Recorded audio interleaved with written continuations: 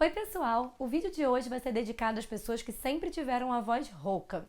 Eu vou explicar para vocês o que pode acontecer, o que pode te levar a sempre ter tido a sua voz rouca. Porque assim, algumas pessoas elas ficam roucas porque elas abusam da voz, porque elas gritam muito, porque não dormem direito, e isso deixa a voz delas rouca, né? Pode ocasionar uma série de problemas, uma série de patologias, mas existem pessoas que sempre tiveram a voz rouca, sempre, independente do que você faça, cuidando ou não cuidando da voz, você desde pequenininho, sua voz sempre foi meio rouquinha, meio áspera, e você muitas vezes convive numa boa com isso, mas se você for um profissional da voz, se você usar muito a voz, isso acaba te atrapalhando eventualmente. Então, o tema que eu vou falar hoje para vocês, ele é um tema muito extenso, com muitos nomes complicados, então eu vou tentar resumir ao máximo, ser o mais objetiva possível, porque o objetivo aqui não é dar uma aula para alunos de fonoaudiologia, nem pessoas da área, né?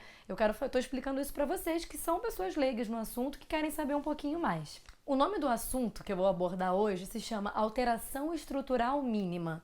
O que é alteração estrutural mínima, gente? São alterações que ocorrem na configuração da sua laringe, na cobertura da sua prega vocal. E essas alterações ocorrem desde o período de embriogênese, desde a formação, desde a embriologia do seu ser. Ocorre desde quando você estava sendo formado, né? A maneira mais prática possível de explicar. São alterações que ocorrem desde esse período de formação da laringe, de formação das pregas vocais, lá bem antes, né? Então são alterações congênitas, alterações que já vieram ao mundo com você e você tem que se adaptar a elas. As alterações estruturais mínimas, elas são pequenas alterações que se restringem à fonação. O que isso quer dizer? Essas alterações elas vão afetar única e exclusivamente a sua voz. Você não vai ter nenhum outro sintoma senão na voz. Essas alterações elas se manifestam no período em que você está mais ativo profissionalmente, onde você tem uma demanda vocal maior, que é entre os 25 e 50 anos. É uma faixa etária bem extensa, né, onde as pessoas observam bastante essas alterações. Esse tipo de alteração ele vai variar de tamanho, de grau, de seriedade, varia muito de pessoa para pessoa. Tem gente que tem essas alterações estruturais mínimas e não apresenta nenhum sintoma. Tem gente que tem e já percebe que a voz não está muito legal. Então isso varia muito de pessoa para pessoa. São alterações também que elas podem vir em conjunto com outras alterações. Então, elas não necessariamente existem sozinhas. Você pode ter uma alteração estrutural mínima associada a um nódulo, enfim, a uma outra patologia vocal, entendeu? Então, você pode ter o pacote completo de problemas ou você pode ter realmente só esse tipo de alteração. Muita gente não sabe e nem tem a obrigação de saber, entendeu? Então, eu tô avisando, isso é bem importante de vocês saberem.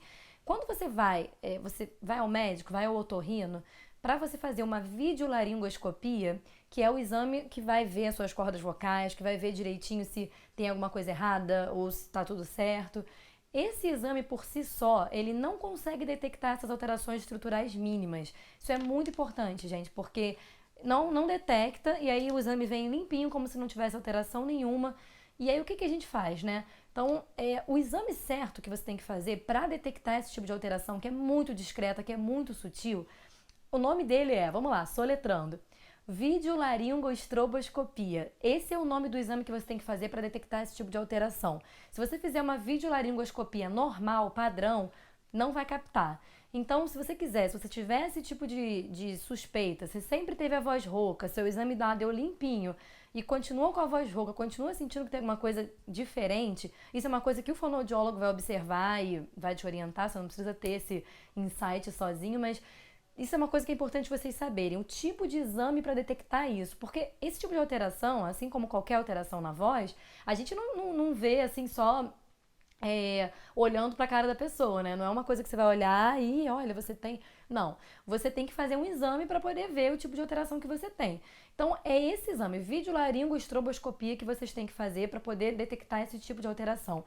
Então vamos lá, gente. Quais são os principais tipos de alteração estrutural mínima de cobertura de prega vocal?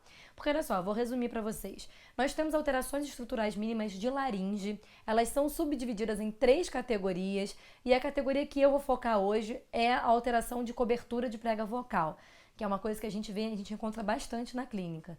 Existe uma variação entre os autores, alguns consideram umas coisas, outros consideram outras. Então eu fiz um apanhado das 5 alterações estruturais mínimas que são mais comuns. A primeira delas é o sulco vocal. Não vou ficar entrando em detalhes de cada uma delas, senão eu vou ficar até amanhã falando aqui, né? Mas o sulco vocal, gente, é como se ele fosse vou explicar bem grosso modo mesmo para vocês entenderem. É como se fosse um arranhãozinho nas suas cordas vocais, uma depressãozinha, uma leve depressão nas cordas vocais e por isso formando um sulco na sua prega vocal. O segundo tipo de alteração estrutural mínima é o cisto. O cisto é muito comum de aparecer. Muitas pessoas confundem o cisto com o nódulo vocal. O nódulo é o famoso calo nas cordas vocais, né? Mas o cisto não é nada disso, tá? Então, o nódulo, por exemplo, ele é bilateral, ele tem nas 2 cordas vocais. O cisto vocal, ele é unilateral, também é uma bolinha na prega vocal, né? Mas é diferente, tá? A consistência, como ele é formado, não é a mesma coisa que o nódulo, é diferente. Então, muita gente confunde, né? Mas para vocês saberem, o cisto nasce com você. Tem até uma certa divergência na literatura com relação a isso. Existem autores que acreditam que o cisto surge a partir de uma série de processos inflamatórios. Outros autores acreditam que não, que o cisto também é congênito, nasce com você. Então, mas de qualquer modo, ele está dentro dessas características que eu estou falando para vocês. A terceira alteração estrutural mínima que eu vou falar para vocês é a ponte de mucosa. O que é a ponte de mucosa? Visualiza aqui, vou fazer esse dedo aqui o vídeo inteiro. Temos as 2 cordas vocais e é uma alcinha de túnica mucosa que fica em uma prega vocal. É como se fosse, isso aqui é uma corda vocal, tá? Ela é como se fosse uma alcinha que fica assim, tá? Visualiza uma alcinha aqui de mucosa, tá? Normalmente ela não causa grandes alterações na voz, mas pode vir a causar também, tá? Ponte de mucosa é a terceira alteração estrutural mínima que estamos falando hoje. A quarta alteração que nós vamos falar hoje é a vasculodigenesia. Só nome complicado, né? Vasculodigenesia. O que é isso, gente? Falando de uma maneira muito superficial também, ela é como se fosse varizes nas cordas vocais, tá? Só para vocês entenderem. É uma alteração na rede vascular das pregas vocais. Então você fica como se fosse com umas varizezinhas mesmo nas suas pregas vocais. E isso também causa uma aspereza, uma rouquidão, uma fadiga na sua voz, tá? Vasculodigenesia. A quinta e última alteração estrutural mínima que nós vamos falar é o microdiafragma laríngeo. Gente, só nome, pensando assim, as pessoas vão me matar, né? Só nome complicado, mas eu tô tentando deixar da maneira mais fácil possível para vocês entenderem, tá? O microdiafragma laríngeo, ele é como se fosse uma membraninha. Vamos lá, o dedinho de novo. 2 cordas vocais. Ele é como se fosse uma membranazinha que une as 2 cordas vocais na região anterior. Tá? Ele é como se juntasse assim as cordas vocais, tá? E isso é o microdiafragma laríngeo. É uma membraninha que vai unir as 2. Diferente da ponte de mucosa, né? Que é uma túnicazinha, uma alcinha que acontece só em uma prega vocal. Então, gente, vamos dar uma resumida, né? Quais foram as 5 alterações estruturais mínimas de cobertura de prega vocal que nós falamos hoje? Sulco vocal, cisto, vasculodigenesia, ponte de mucosa e microdiafragma laríngeo. São as 5 alterações, tá? Vocês, obviamente, não precisam saber detalhes disso, mas eu precisei explicar para vocês o que são essas alterações para vocês saberem, porque se vocês pegarem um exame e verem que vocês têm isso, vocês vão saber pelo menos do que se trata, né? Lembrando que não é qualquer exame que capta esse tipo de alteração. Por que eu tô frisando tanto isso? Por que eu acho importante isso? Não é só porque eu trabalho com isso e eu acho isso super legal.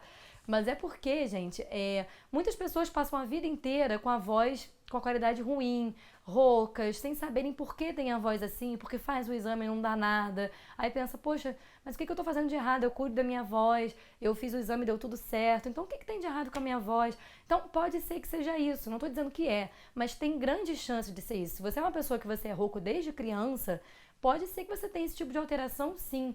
Então vamos lá, gente. Tratamento. O que vocês precisam fazer? Vocês já sabem como diagnosticar, o exame que precisa fazer, já estão por dentro, né, das coisas. Agora vamos lá, o que interessa, né? Tem tratamento? Tem como melhorar? Tem. Tem sim, só que eu não vou mentir para vocês, tá? Eu sempre falo isso para os meus pacientes. O tratamento, muitas vezes, ele é um pouco limitado, tá?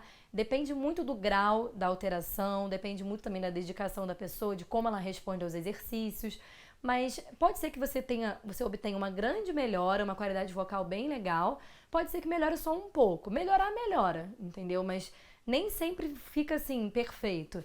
Porque, como eu disse, é um tipo de alteração que sempre vai existir com você, né? Sempre vai estar lá. Então você pode melhorar a qualidade da voz, mas você tem que estar sempre ligado para que a sua voz não volte a ficar ruim. Então, alguns casos, o que é indicado fazer? Fonoterapia, né, a fonoaudiologia, que vai te ajudar através de exercícios, através de orientação vocal também, de o que deve fazer, o que não deve. Né, o fonoaudiólogo é essencial nesse momento. E também o otorrino, óbvio, que trabalha sempre em parceria, fazendo os exames, ajudando, dando os diagnósticos.